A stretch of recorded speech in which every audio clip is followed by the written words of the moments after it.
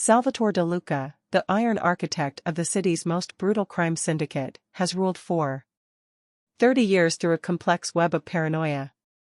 He believes his own family and inner circle are constantly plotting his demise, a belief fueled by intelligence from his closest advisors. This paranoia has forced him to eliminate everyone he once loved, leaving him isolated in a gilded fortress. During a tense standoff in his private study, his most loyal and lethal enforcer, Lucian Crowe, a man Salvatore was moments away from executing for suspected treason, drops his weapon. Instead of pleading for his life or striking back, Lucian speaks 5 quiet words: "I'm not your enemy."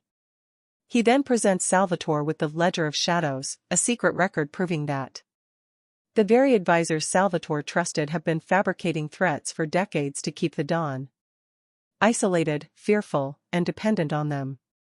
As the truth shatters his reality, Salvatore realizes his empire was a prison built by his own shadows. The story concludes with the once untouchable Kingpin realizing that the man he was about to kill is the only person who was ever truly on his side, leading to a violent, final purge of the real vipers in his court. The heavy oak doors of the library didn't just keep the world out, they kept the silence in. Salvatore DeLuca sat in a high-backed leather chair that felt more like a cage than a throne. At 58, his hair was the color of industrial steel, and his suits were tailored to hide the fact that he had stopped eating. He was the most powerful man in the state, yet he spent his nights watching the security monitors, waiting for the shadows to move. To the outside world, Salvatore was a god. He controlled the ports, the politicians, and the flow of every dollar in the city.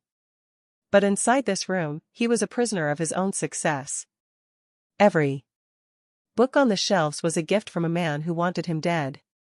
Every bottle of wine was tested for poison by a servant he didn't trust. He lived in a strategic disadvantage, he had so much to lose that he had become a slave to his own defense. He picked up a glass of scotch, watching the amber liquid swirl. His mind was a battlefield of what-ifs. What if his underboss, Rico, was talking to the feds? What if his nephew was skimming from the construction funds? His advisors, the men he called his counsel, fed him these whispers daily. They brought him files and recordings, pointing fingers at anyone who got too close to Salvatore. They kept him in a state of constant, low-grade fever, a paranoia that made him sharp but also made him blind. He looked at a framed photo on his desk, the glass cracked from a moment of anger years ago. It was a picture of his wife and son. They were gone now, victims of a hit that his counsel claimed was ordered by a rival family. That loss had been the final brick in his wall. Since that day, he hadn't loved a soul.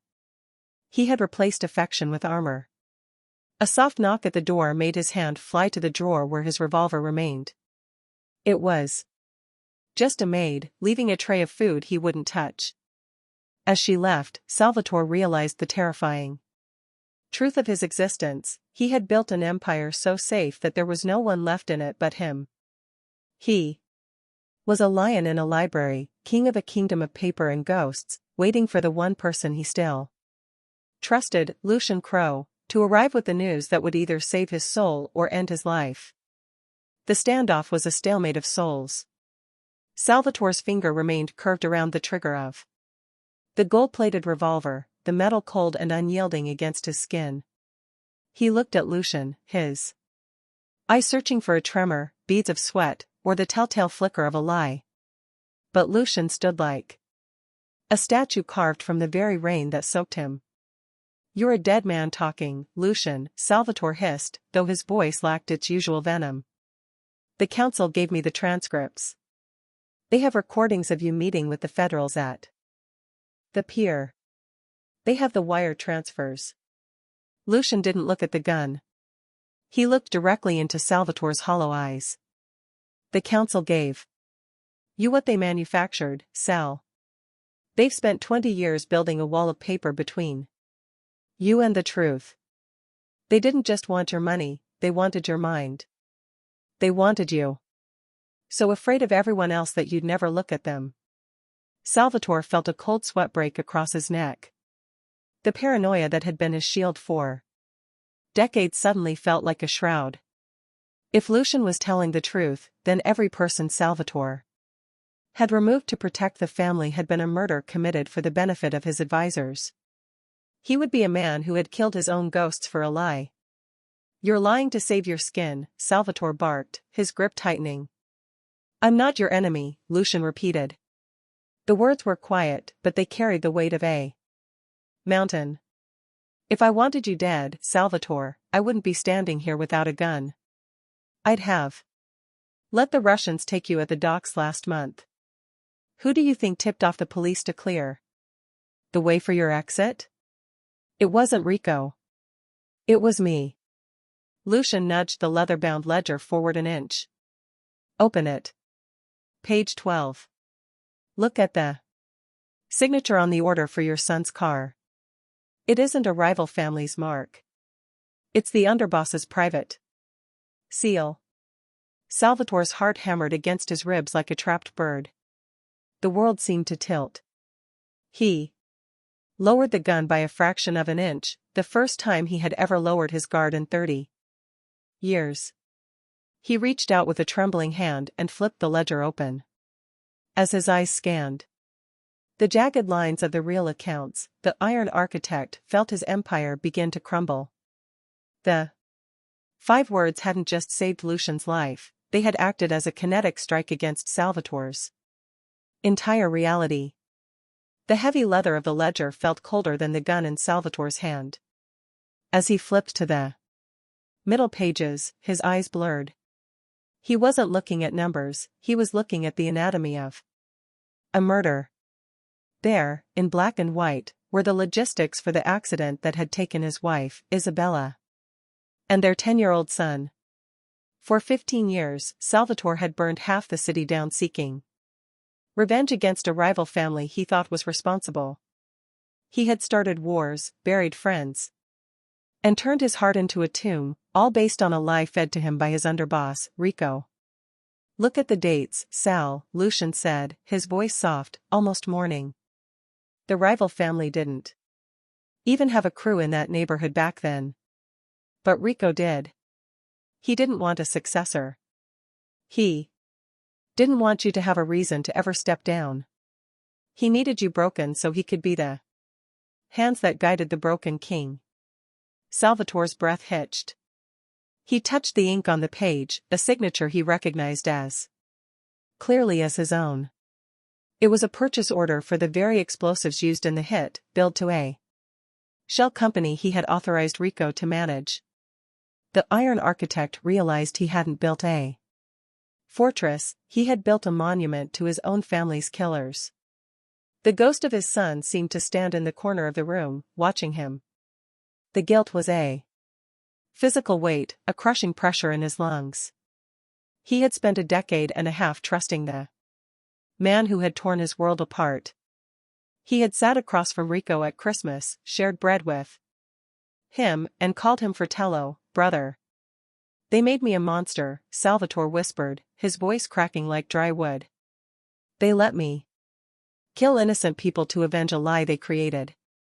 He looked up at Lucian. The enforcer was still standing there, rain dripping from his coat, his expression one of somber clarity. For the first time, Salvatore didn't see a tool or a threat. He saw a mirror. Lucian had known the truth and stayed, waiting for the one moment where Salvatore might actually be able to hear it. The ghost of the past wasn't haunting the hallways of the mansion anymore, it was sitting right there in his hands, bound in leather, demanding a reckoning. The heavy footsteps of his advisors echoed in the hallway like the beat of a funeral drum.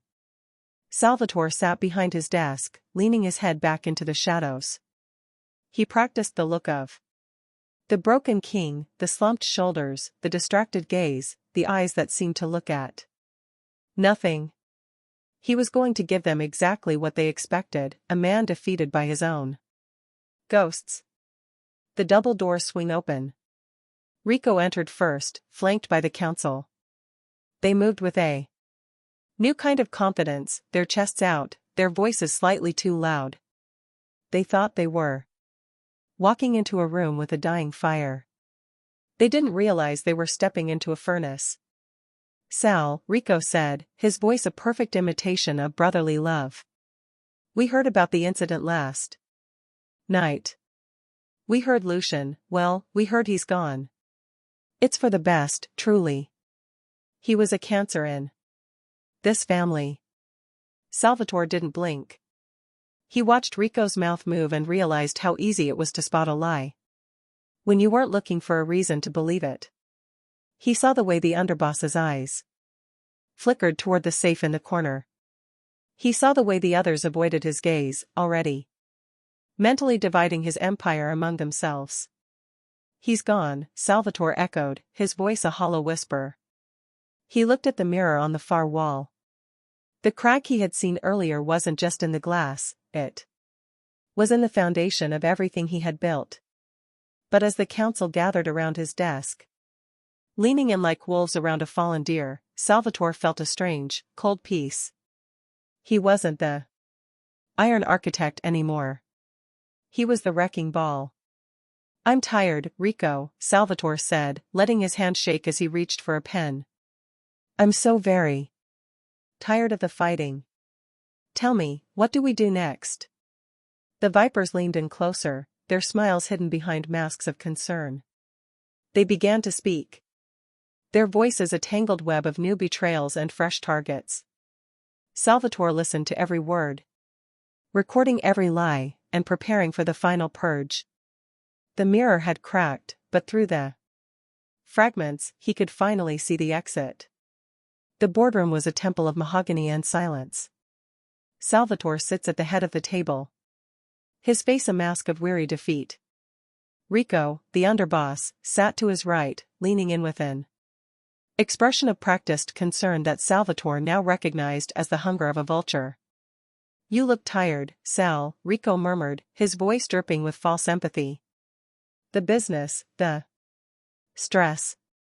It's a heavy crown to wear for 30 years.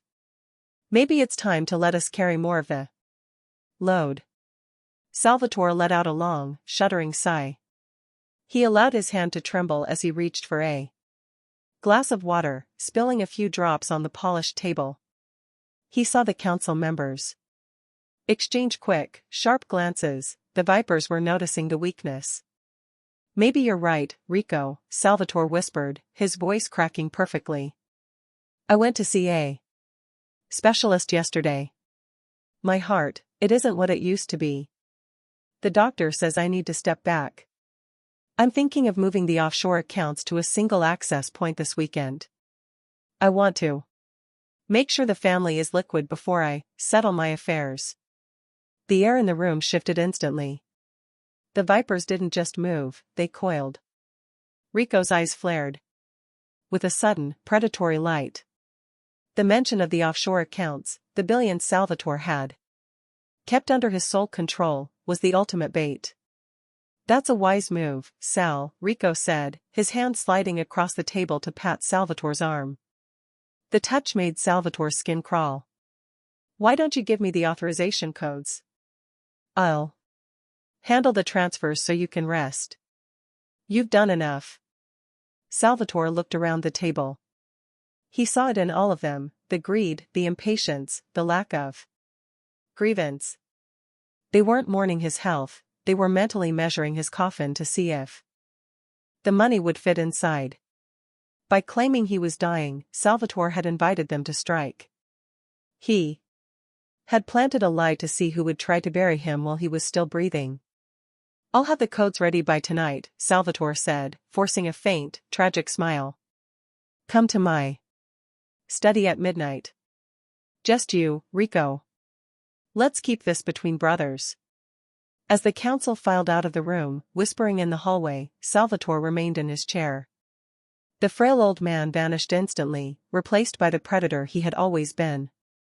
He looked toward the shadows in the corner where Lucian was hidden. The test was over. The Vipers had shown their fangs. Now, it was time to pull them out. The house was silent after the council left, the air still vibrating with the oily residue of their greed. Lucian stepped out from the shadows, his presence grounded and real in a world that had become a hallucination of lies. He didn't look like a hitman at that moment, he looked like a weary survivor. Why? Salvatore asked, his voice cracking the stillness. Why stay, Lucian? You knew they were killing my family. You knew I was becoming a monster under their thumb. You could have run, or you could have ended me yourself. Why wait 15 years to hand me that ledger? Lucian walked to the window, watching the rain-slicked driveway where Rico's motorcade had just departed. Because I remembered who you were before the crown, Sal. Before the iron. Architect became a title, you were the man who took me off the street when I was 12. You gave me a name and a life. I didn't stay for the boss. I stayed for the man who saved me. Lucian turned back, his gaze steady. I tried to tell you twice before. Once in '09, and again after the docks. But the council had you so wrapped in thorns that you nearly killed me for even suggesting Rico wasn't your brother. I realized I couldn't just tell you the truth. I had to wait until the lie became so heavy it broke you. I had to wait until you were ready to see the monster in the mirror. Salvatore looked at his hands that had signed death warrants for the very people Lucian was protecting. The weight of Lucian's loyalty was almost more than he could bear.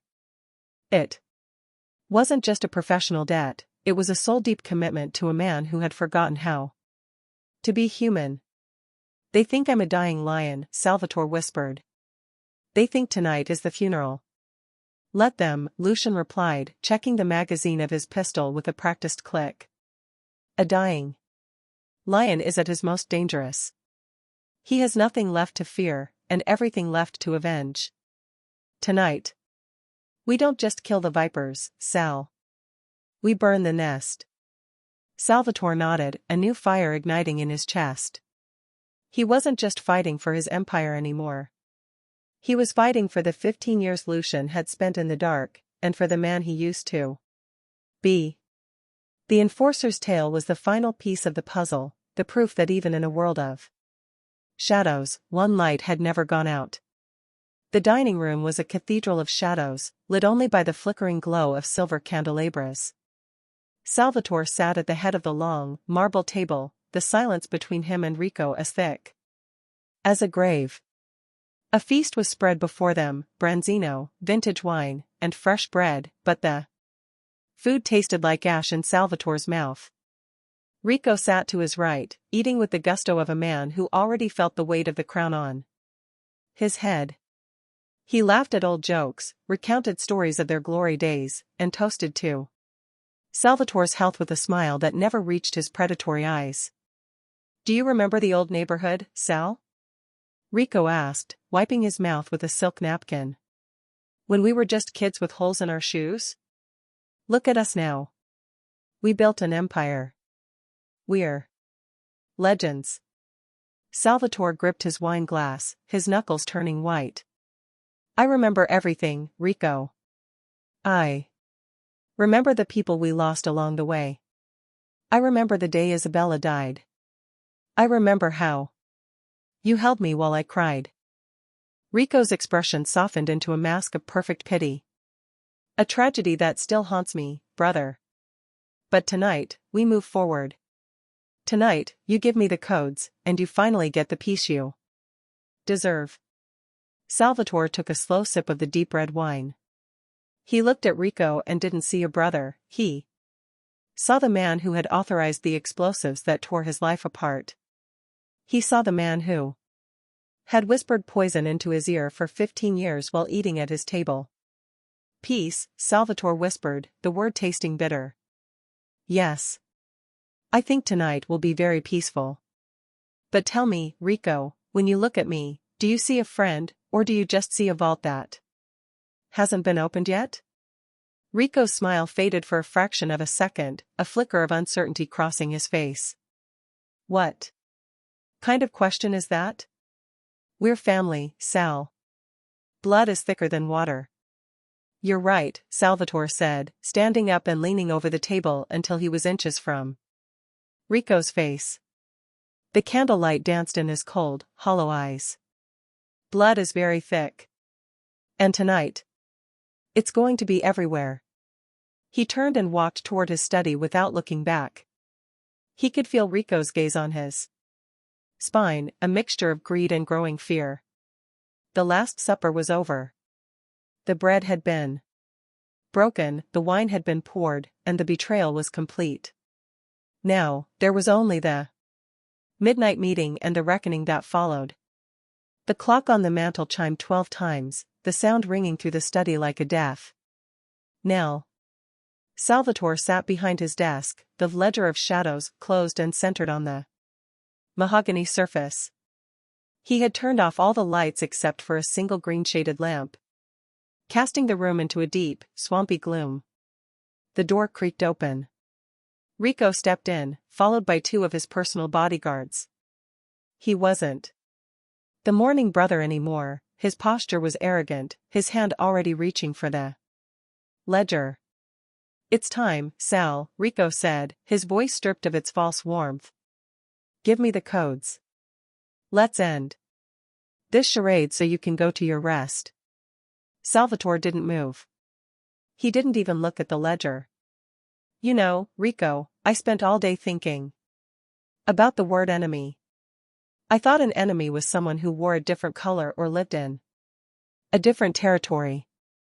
I never realized an enemy was someone who sat in my flesh and wore my loyalty like a disguise. Rico froze, his eyes narrowing. What are you talking about? You're confused. The medication. I'm not on medication, Rico. I'm clear. Salvatore slid the ledger across the desk. I know about the explosives. I know about cars. I know you killed my Isabella. The air in the room turned to ice. Rico's face twisted, the mask of the loyal brother finally falling away to reveal the predator underneath. He reached for his shoulder holster, but he was too slow. A single, muffled thwip echoed from the corner of the room. One of Rico's guards slumped to the floor, a neat hole in his temple. Lucian stepped out of the shadows, his suppressed pistol raised and steady. Don't, Lucian said, his voice a flat line. Rico backed away, his hands trembling as he looked from Salvatore to Lucian. You think you can just kill me? The council is outside. The whole city is mine. You're an old man and a ghost. The council is gone, Rico, Salvatore said, standing up. He looked taller than he had in years. Lucian spent the last 3 hours showing them the rest of the ledger. They realized that if you could kill my family, you'd kill theirs too. They're waiting in the hall to see how this ends. Salvatore pulled the gold-plated revolver from his back. He didn't feel the weight of the gun anymore, he only felt the weight of 15 years of stolen life. Rico began to beg, the sounds of a coward finally matching the heart of a traitor. I'm not your enemy, Rico, Salvatore whispered, mocking the words that had saved him. I'm just the consequence of your choices. The room erupted. The shattering of the empire wasn't a long battle, it was a surgical removal.